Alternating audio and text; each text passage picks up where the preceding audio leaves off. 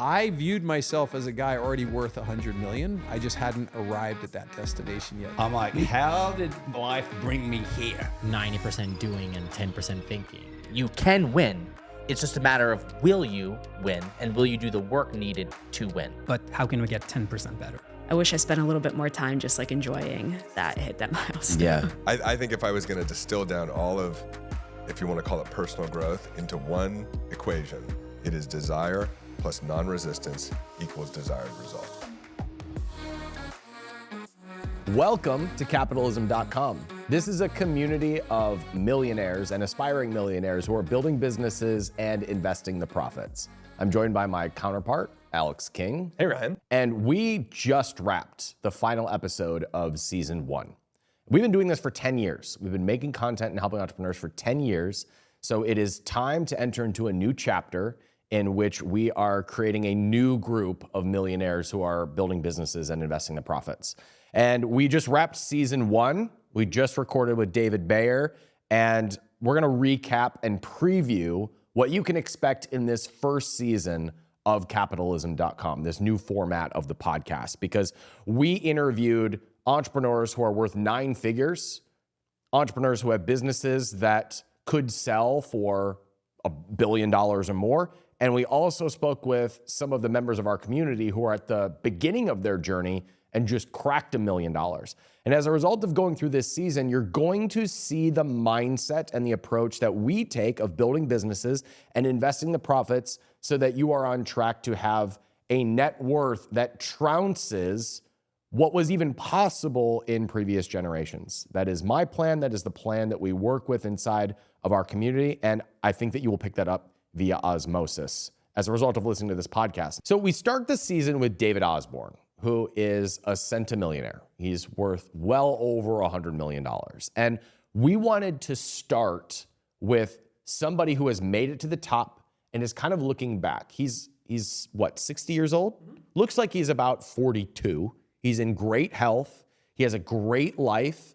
He's built a lot of wealth. He's got time. He's got his own choice of what projects he pursues. That's the life I want. I think that's the life that most of us want. You made a ton of money and now you've got optionality over what you do. And I asked David, how did you make your first 100 million? And this was his answer during the podcast. You know, I was always a guy that loved money. Like, I like to make money. I grew up with a rich uncle, a great uncle. We were poor. We were middle class, probably lower middle class. My dad lived on a soldier's salary, but my great uncle Ted had all the toys. He had the ranch, or in England it was called a farm, and he let us stay in his gamekeeper's cottage, and he would have the Christmas dinners, and he would sit at the head of the table, and then there'd be 40 or 50 family members at his house. And the kids were always at the junior table down the bottom. But I remember watching him make the speeches, wearing his black tie because he was English and formal. And I always kind of related to, like, I was intrigued by what that looked like. So from an early age, I think I made a decision to be financially free. Now, when you're little, that's not really a super conscious decision. But as I look back on it, I can see how that was formed. So I would answer you, the number one way I made my money is by learning continuously anything I could learn that would lead me towards that goal of making my first 100 million. I viewed myself as a guy already worth 100 million. I just hadn't arrived at that destination yet. So everything for me was, what would it be like to be worth 100 million, and why not me? In fact, I used to have this analogy in my head of a focaccia tree. And what that is a giant tree that when it grows at first, it has too many branches to support it. So you have to support that tree in order for it to grow into itself. And then when it has the trunk that's strong enough, it looks massive. And I viewed that as myself. I was like, I'm already worth 100 million. I just don't have the structures in place to support myself in that. I say this, you have to know you're going to get there. And I always knew, but that doesn't mean I had masses of doubts at times. Things go bad, I would doubt myself. I would have a weekend or a month where something had gone bad, where I would tear myself up inside about, you didn't do it right, all these doubts. But the bigger energy of David was always aware that I was going to be wealthy, I was going to arrive, and it was inevitable for me to end up where I ended up. But I want to go back to your analogy. So you said it's the reps in the gym, and that is correct. But if you want to be a boxer and you're going to the gym and exercising on endurance running, you might not be doing the right exercise. So yes, it's reps. For sure, it's knowing you're going to get there. And then it's figuring out exactly what's the workout that people do to become financially free. Yeah. And I think a lot of people that I see, they do the workout for making more money. They get really good at making money, but they don't do well at keeping that money and investing that money and having that money grow. And so, yes, it's going to the gym and then being aware that you're going to keep changing up those reps to get the right formula of reps for the body that you want to have. And so for me, that would be a mixture of strength, endurance, and flexibility. So I've got to work in my yoga, and I've got to work in my lifting of weights, and I got to work in the endurance exercises. So for wealth, it's learning how to make money, which is all about bringing value to the marketplace. And then it's learning how to keep that money and invest it wisely. Because I think a lot of it, you said I lost a bunch of money, and I too have lost a lot of money. I love David's story. I saw him at the Capitalism Conference years ago give a talk about building your $100 million flight plan was the name of the talk. And it was all about his mindset and clarity and vision behind building a $100 million net worth. And one of the things that he talked about this time was the fact that he used leverage, and he's a realtor, was a realtor. And so he realized that very early that he was never going to build a $100 million net worth by selling houses. He had to figure out a different way to do that. And he figured out that the way to do that was to build people, to hire great people to run his franchises for Keller Williams.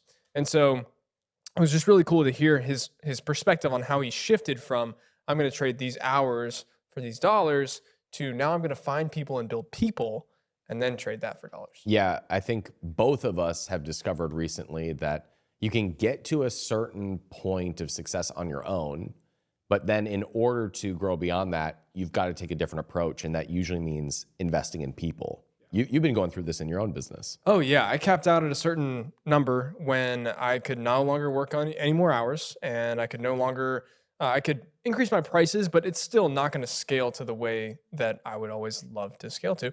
And so I realized that I just need to find really great people, and realizing that, Steve Jobs built Apple not in his garage by himself. Like, he built it through a bunch of really talented people and held the standard high, and they also made a lot of money too. I implemented this episode inside of capitalism.com, the company, and the way that I took this episode and applied it in my business was I changed the incentive structures for the full-time employees of the team. And I started reworking the incentives to get everyone focused on a few key numbers. And as a result of changing that, I have a lot more time and freedom in my own life. So that switch alone freed up like 20% of my mental capacity for other projects that give me higher leverage. So that's the first episode that we drop in season 1 of capitalism.com. Episode 2 is with Matt Clark. And Matt talks about how your business may not be the best investment.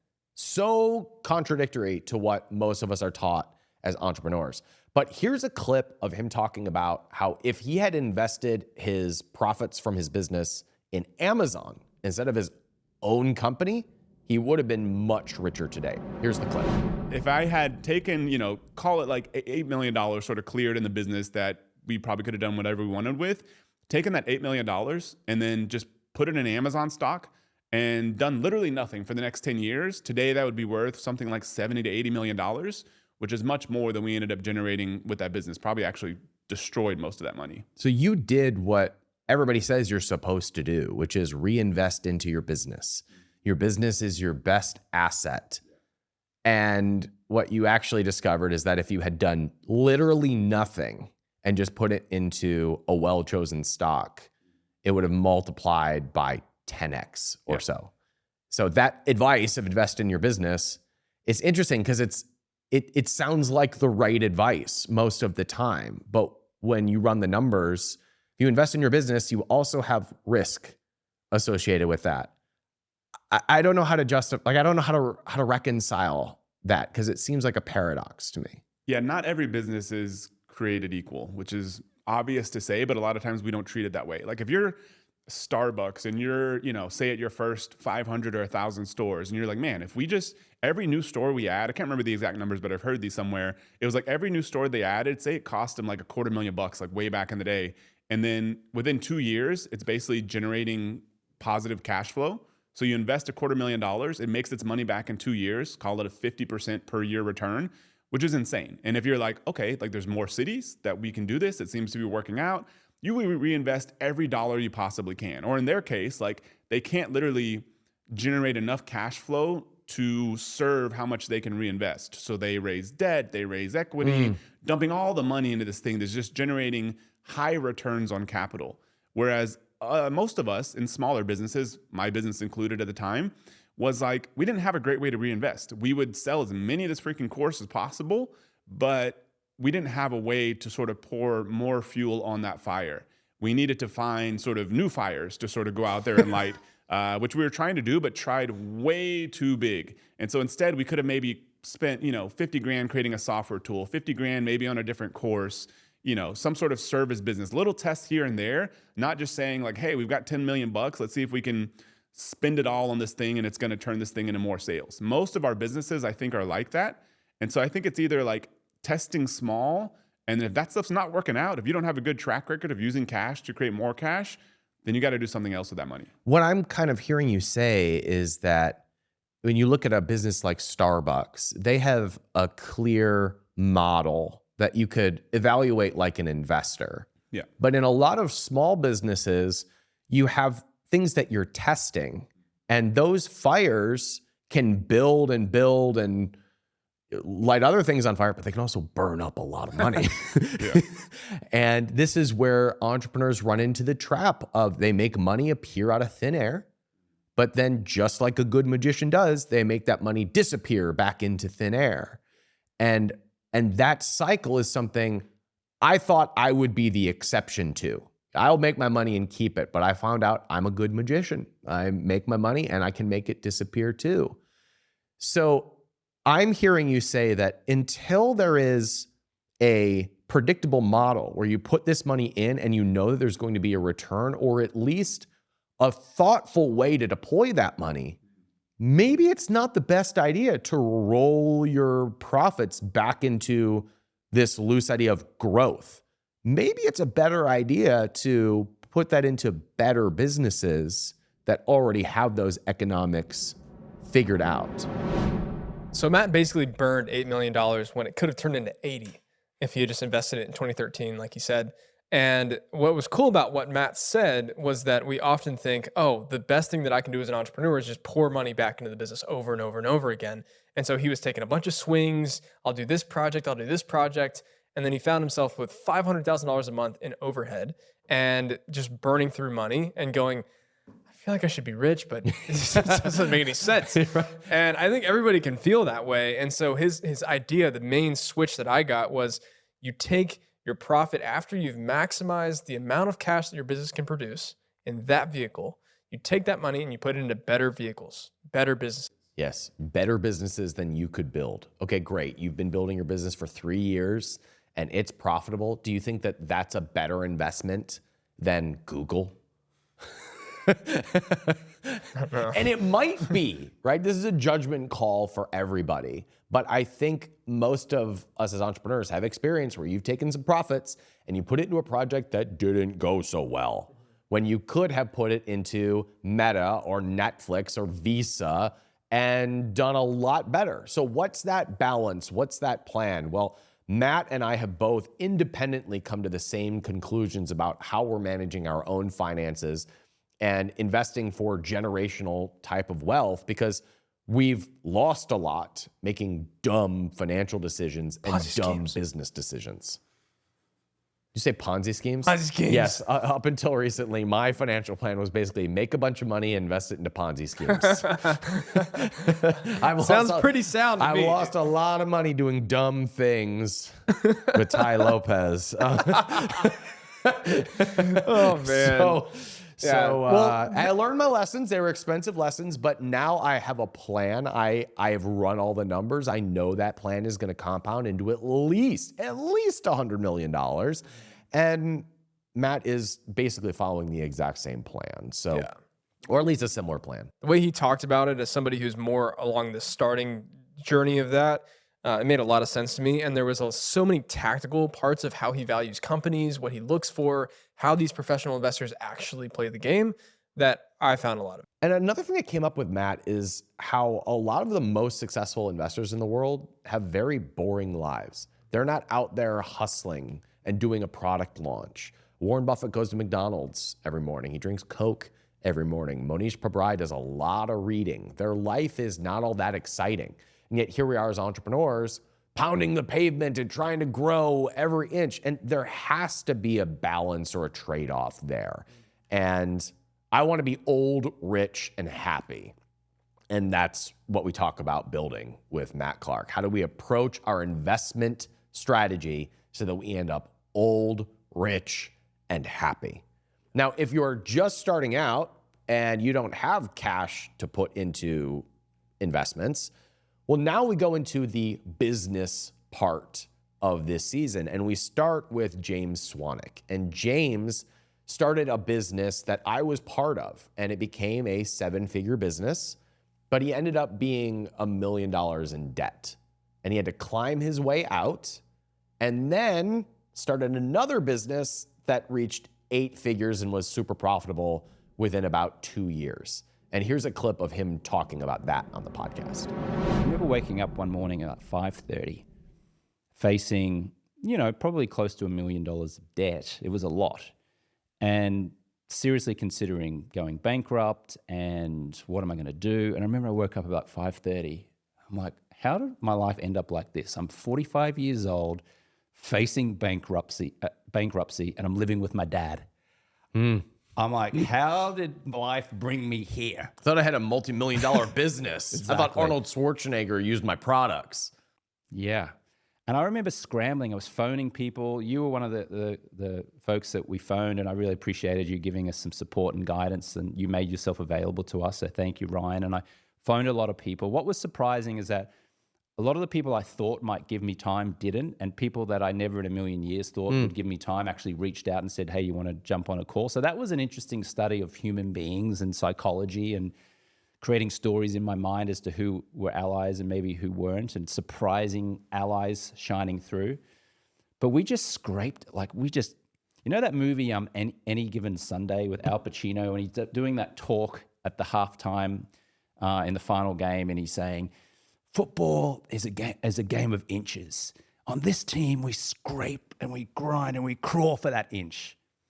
That was what my brother and I did to get out of that debt.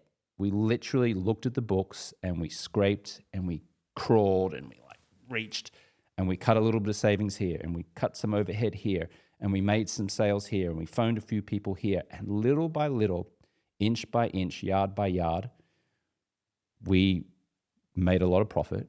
And we paid off the debt. And we did that over the next 2.5 years. It was a grind, but we got out of it. And not only did we get out of it, we're now an incredibly profitable, beautiful business. I mean, it's not making millions and millions and tens of millions, and it's not buying us fancy houses, but it's a very good cash flow producing business. You might be in a bad financial position, but you're probably not $1 million in debt. Unless you're Trump. I love the story of Trump being $1 billion in debt, and he sees the homeless man. You know that story? He's like, you see that homeless man there? He has $1 billion more than I do, and he's in a limo, right? He was that in debt. I like stories like that, and it makes you realize that money's not real. Like, it's just a concept. You're $1 million in debt, or you're $1 billion in debt. Guess what? That can change real quick. And oftentimes, if you've been trying for a long time, or you've been trying to make a business work for a long time, you can get discouraged about what those numbers mean. And that was happening with James. $1 million in debt, he climbs his way out, but then guess what? As a result of the habits and the mindset he developed climbing out of that hole, he starts another business and it gets to 8 figures within 2 years. That's what's so profound about that, is he's starting from the back of the line, But as a result of overcoming that, he has an 8-figure business that's super profitable, and now he can call his own shots. 8-figure business. What about a 9-figure business? Oh, we talk about 9-figure businesses, Alex. That's the next. My favorite mushroom man. We go to the mushroom man, yes. The next episode is with Tero Isokauppila, who is the founder of Four Sigmatic. If that name sounds familiar, that is the mushroom coffee that is so popular. That's a 9-figure business. But it started super humbly a little over 10 years ago. And he first had to grind it to 7 figures. And now he's grown it to a 9-figure business. But he's also starting another business with an even bigger vision. And he's balancing 2 CEO jobs. And so I asked him, how is he managing all of this? Here's a clip of him talking about it. You've got 3 kids. You've got a really successful business that you're the CEO of. Now you have another startup that you're hoping inspires a new direction for the planet. What mode are you in right now?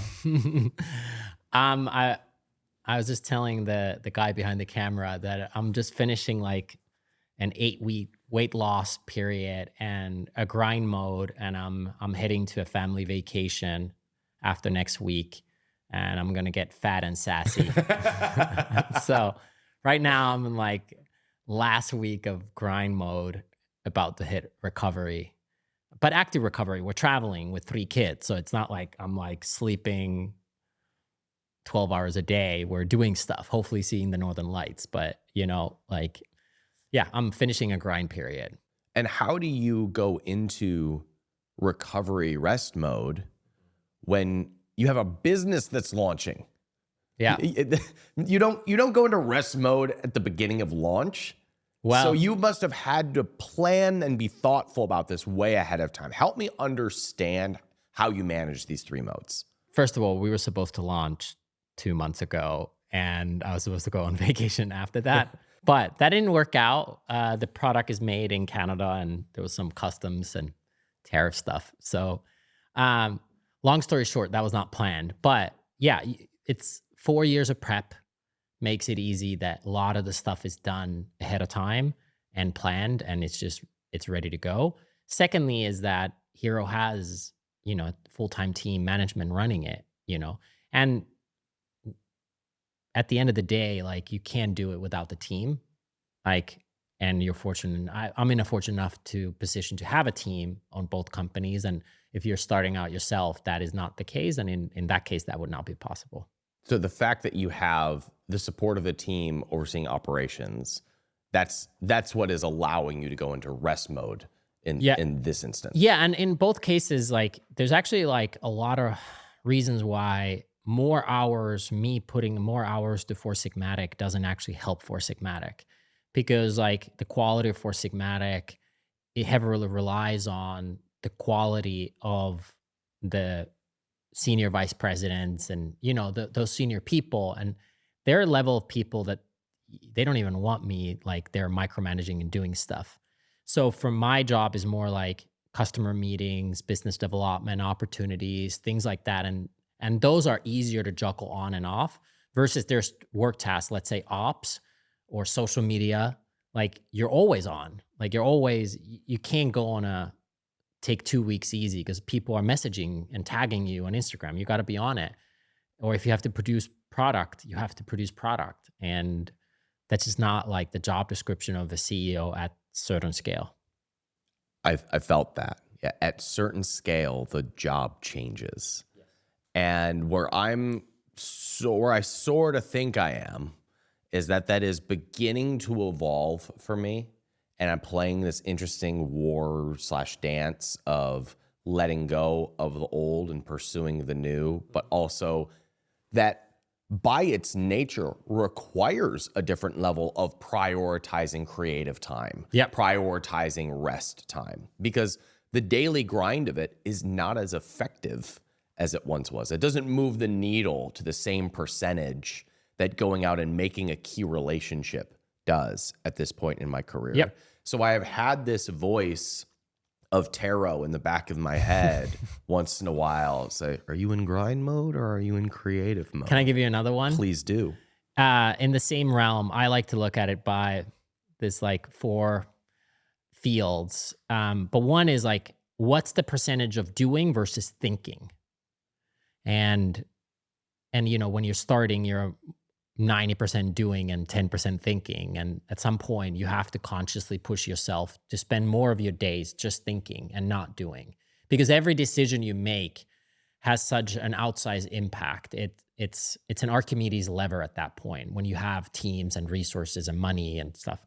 The other one is how are internal or external you are. Are you working in the business or on the business? And like customer facing versus internally facing. And there's no one right answer, but like navigating throughout the year in and out of those boxes. Because there is a point when no matter how big the company is, you got to go and work in the business with the team on something hyper specific. And then there's a time when you go outside and sell and you don't talk to the team internally that much, but you're just out and about in the world, right? Yeah. Tero is one of my favorite people in the world. You work with him inside of your agency. Yeah, I've gotten the opportunity to work with him pretty closely for the last 2 years. Tero has 3 kids under 4. He has 1 9-figure company. He's got another company that he's starting and it's emerging and it's going to be a powerhouse, maybe even bigger than Four Sigmatic. And I love the fact that Tero, I've been around him so closely to know that he really does live a full life. Like he feels fulfilled. He spends time with his kids. He spends time with his wife. He travels. They do all kinds of things as a family. And I find it amazing that he's able to have a creative outlet. He's very planned out. He's very Norwegian in the way that he thinks. He's from Finland. That's why I say that. And so it's just cool to see like what he's up to and starting Four Sigmatic 13 years ago, and now starting something again, going from the 0 to 1 again, but this time raising money and hiring PhDs and doing really complex things with a bio company. It's totally different than selling mushroom supplements. You know? So in this episode, we talk about the grind to the first million, but we talk about getting to 9 figures, and we talk about starting a new concept. It's a great foreshadowing of the entrepreneurial journey of getting to the first 7 figures, growing to 8 and 9, getting exposure, breaking out, establishing yourself, and then pursuing a project that really excites you with an even bigger vision. What a great first half of the season. Yeah. I hope I can say that about the Guardians as well. The Cleveland Indians. Is that your Trump's a Guardians fan now? We're bringing back the Indians. We have a bit of a debate here at capitalism.com about whose Trump impression is better, Alex or myself. I think it's Matt Doman. You think Matt Doman is a better Trump impersonation than you? Nope, I don't. But it's not mine, unless I say Puerto Rico. Puerto Rico. Puerto Rico. That's my one Trump line. He's a broken record, friends. He only knows one word. But it's the greatest word you've ever heard. The greatest word is tariffs. It's tariffs. It's the most beautiful word. China. So after Tero, we go right into another 9-figure case study with one of my favorite living entrepreneurs, Derek Halpern. And Derek has a 9-figure business that started in 2017. And he spent 2 years figuring out what the heck it was going to be. And now he has a business that he doesn't talk about the actual numbers, but what he did say was that in 1 month they shipped about 500,000 units. 500,000 units in a month. You can just run the numbers on what that means somewhere in the field of having a multi 9-figure business. It's a big business for sure. But Derek is one of the most interesting people that I've met through capitalism.com. He spoke on stage at the Capitalism Conference in 2021. And Truvani was 4 years old at the time.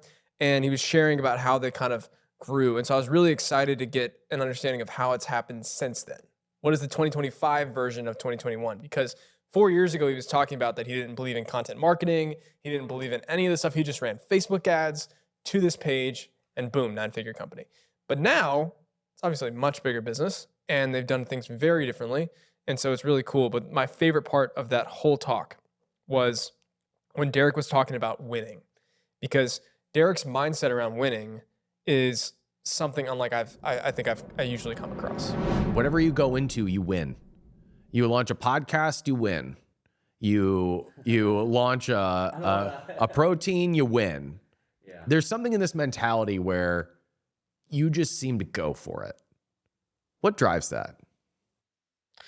I actually did a video about this a long time ago, but when I was a kid, I have to credit my dad with this, because even though I grew up a little bit different than most people, and I say that because my mom was on like welfare for a lot of my, like for early parts of my life, and dad was in jail my whole life. But my dad taught me something very interesting when I was a kid. And he would get out of jail, we'd play chess. And he never played chess for nothing. You have to play chess and you have to wager something. But I'm like, I'm like 9. I don't need money, so I can't bet him. So we'd wager push-ups. And he would just demolish me. I'm owing him 100 push-ups, and he would just sit there. He goes, if you're gonna bet it, you're gonna pay it. Now give me my money. And he would just watch me do push-ups. And let me tell you, at that point, I really liked the idea of winning, because losing sucked. And then, he went away for a little bit, came back. And at that point, I went to the library and I read every chess book that I could find. And when he came back, and I just tromped him. I just destroyed him because I was practicing. I actually found this one chess hustler. I used to go to a comic store, and this guy, Angel, he was a chess hustler in Washington Square Park. And he would go to this comic store, and he knew I liked chess. He goes, oh man, you're 9, you like chess. And at that time, this was early 90s. Searching for Bobby Fischer was a really popular movie. So everyone liked the kid that liked chess, right? So he's like, oh, I'm gonna teach you chess. I got you. So he taught me to play chess. And I was reading the books, and he would always tell me not to follow the book, because chess hustlers play different than book players. But I always liked the idea of the book, because I feel like chess was proven. He came back, I beat him, and I'm like, all right, I like winning. That's it. And it's because I didn't want to lose. And that kind of created my desire to win in everything. And one of the things I will say is that, because I've been asked that question before, because I have succeeded in a lot of different areas. And I think one of the things that sets me apart personally is I feel like I can win at everything except probably basketball, because I'm, not tall enough to ever play a sport like that. But other than that, I feel like I can win at almost anything.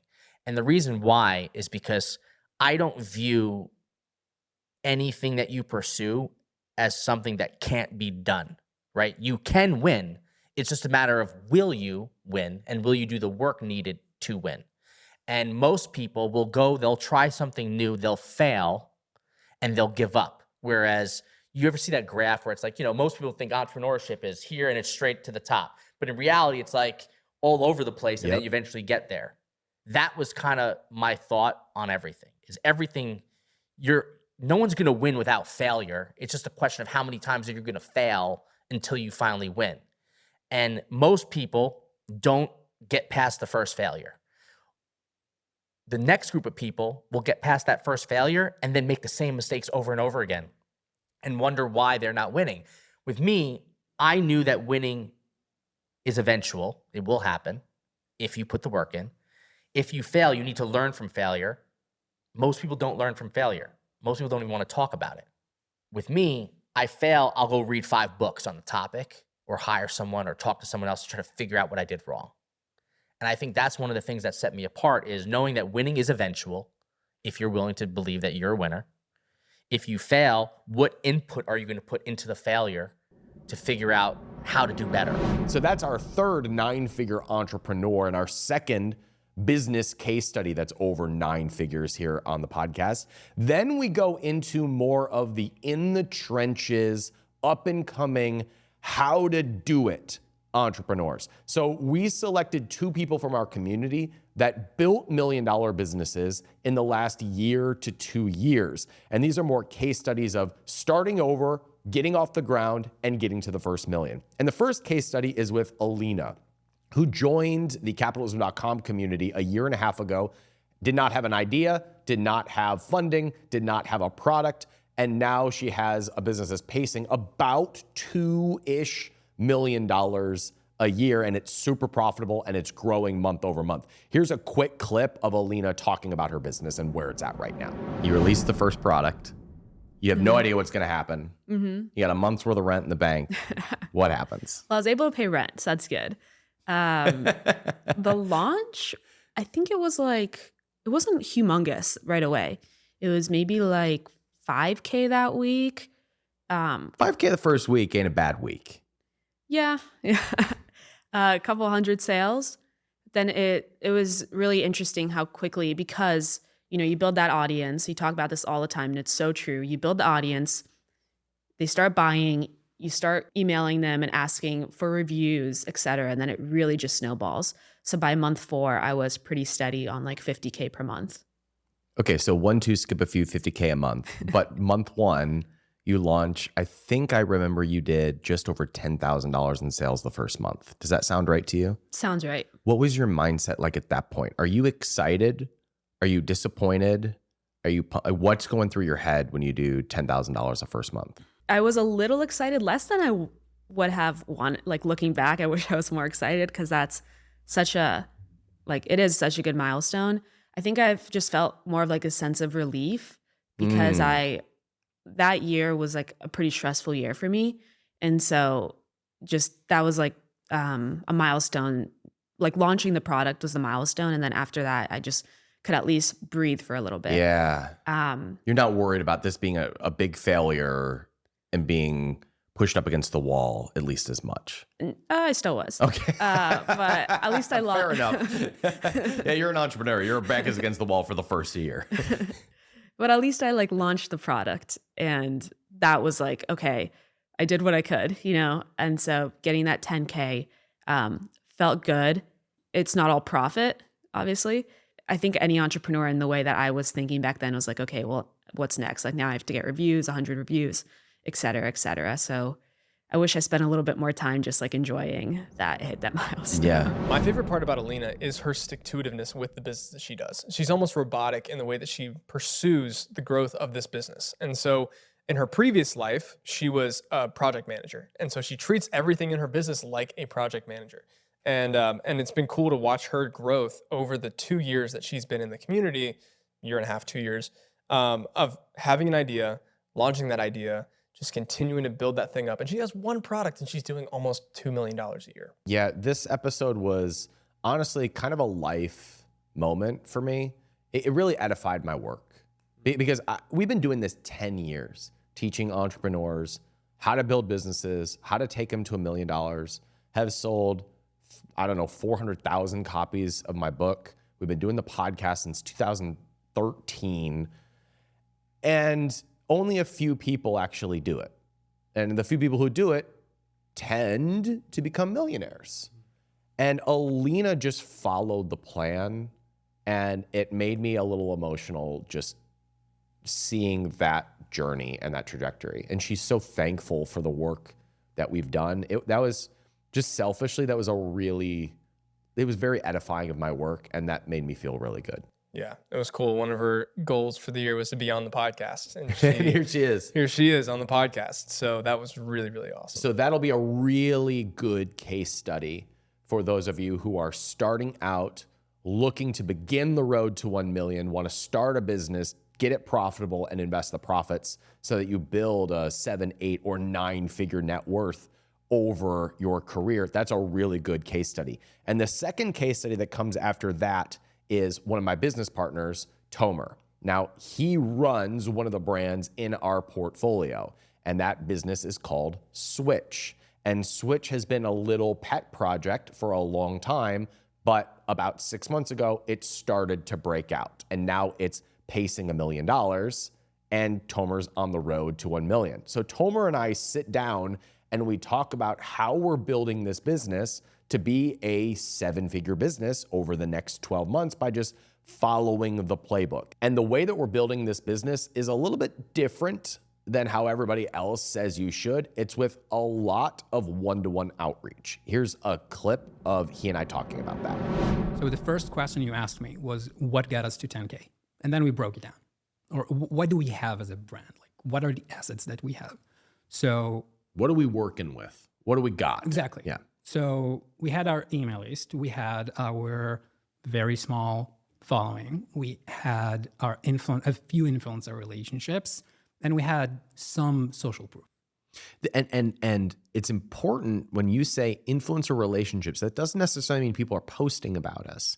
It means we have a relationship. It means we can call them, we can reach out to them. And some of them, had 10,000 followers or so, or they had replied to a message of ours. It doesn't mean that we're best friends. It means that, all right, we have a relationship here. Don't know what to do with them yet, but it's an asset that we have. And these customers, maybe they haven't heard from us in a while, but it's an asset that we have. We started just looking at, what do we got? What do we have to work with? What do we have in the box that we can start to piece together? Yes. And how can we leverage that to create more of these wins? Not 2x jumps, but how can we get 10% better? How can we keep doing the thing? And that thing was to go really deep and make every interaction meaningful, not looking to create as many interactions as possible, but to make each one of them very, very meaningful.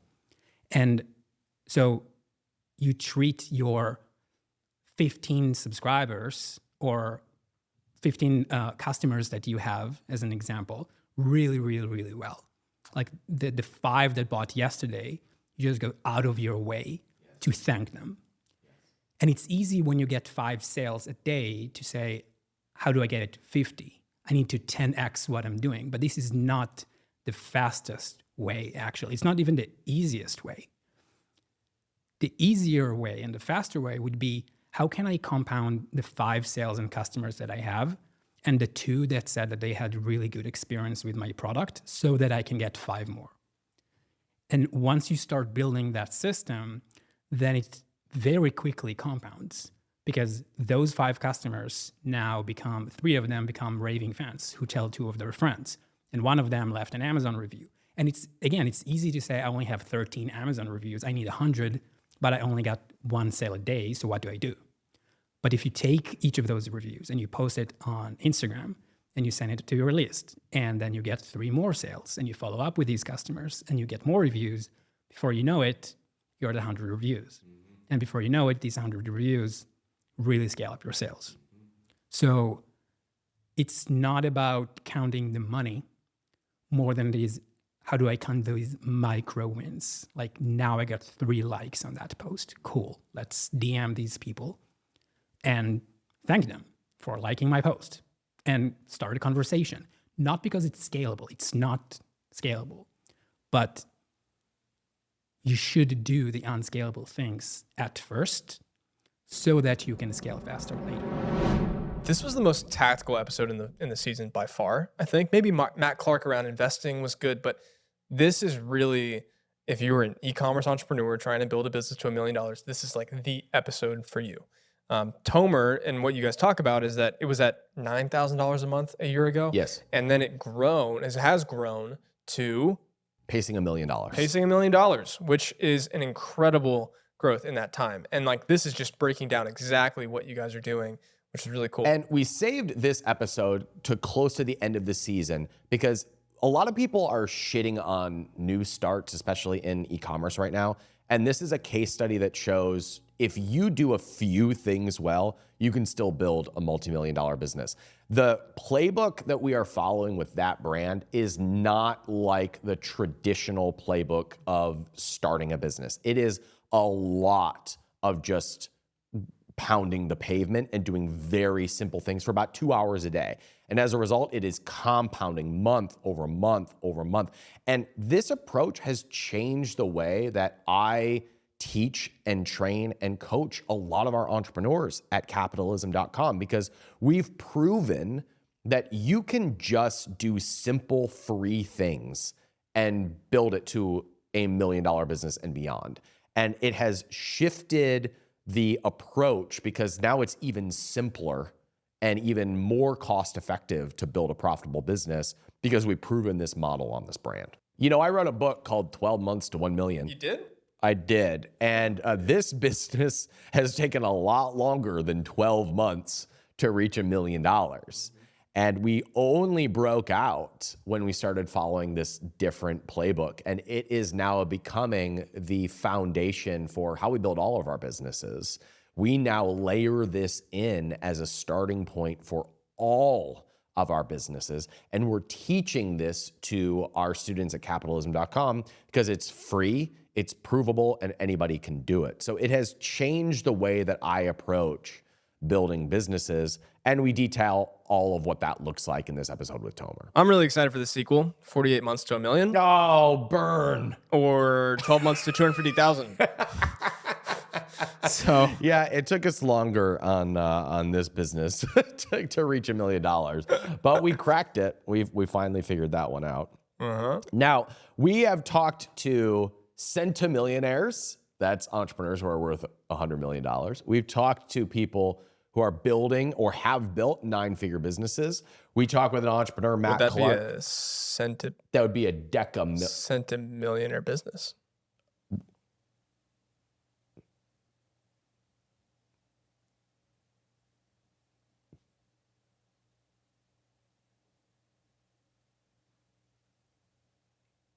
Nailed it. And then we talk.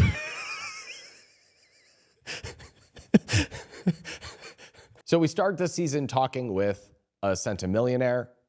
That's somebody worth over $100 million. Yeah, if you didn't know that. And we talk with centimillionaire entrepreneurs who have 9-figure businesses. We talk with Matt Clark, who has built an 8-figure business and has invested the profits. And we both are following the same approach to building businesses and investing in profits. We then go into case studies of people who are building from the ground up. So up until this point, we cover getting started all the way to living a $100 million life. We end the season talking about mindset. And I have always thought that you really can't change a person and get them on the road to 1 million until you change their mindset. And even if you could, what would be the point? And we end the season with David Bayer. I wanted David on the show because he sums up all of personal development in about 90 seconds. And here's a clip of him talking about how he sums up personal development in a couple paragraphs. I think if I was going to distill down all of, if you want to call it personal growth, into one equation, it is desire plus non-resistance equals desired result. To me, it's so beautiful because that's the master key for playing the game. But what we were taught was desire plus hustle and grind equals desired result, or desire plus have enough time or money equals desired result. So if you don't have, or it doesn't seem like you have time or money, then you can't produce the desired result. But the beautiful thing is that the time, the money, the strategies will come and are the natural byproduct of non-resistance. And so that flips the whole game on its head. Now you're like, okay, I know what I want. Let me look at my resistance to what I want, and let me acquire some tools to actually transform that resistance. And the tool that we're talking about is the decision making. I've gotten to know David over the last, it's been like 7 or 8 years. He's one of those people that I've met only a few times, but we feel close because the more we know each other, the more we like each other. I feel this kinship with David in the way that both of us have gone deep into the personal development space and synthesized a lot of information. David just has a beautiful way of summarizing ancient teachings with modern understandings and then saying it in a way that is applicable in about 2 to 5 sentences. And so I don't want to go down a deep rabbit hole of personal development, but I want to end this season talking with David because stuff is gonna come up on your entrepreneurial journey. David's approach is very helpful to dealing with what comes up along that path. Now, Ryan, there's one other episode that we haven't decided how to use yet. There is, yes. I don't know if we're gonna release this one or not. April 11th is today. And if you're listening to that episode on June 22nd, then you know what we decided. You will know what we decided about this secret bonus episode. We flew to Scottsdale and we recorded an interview with Michael Burnoff.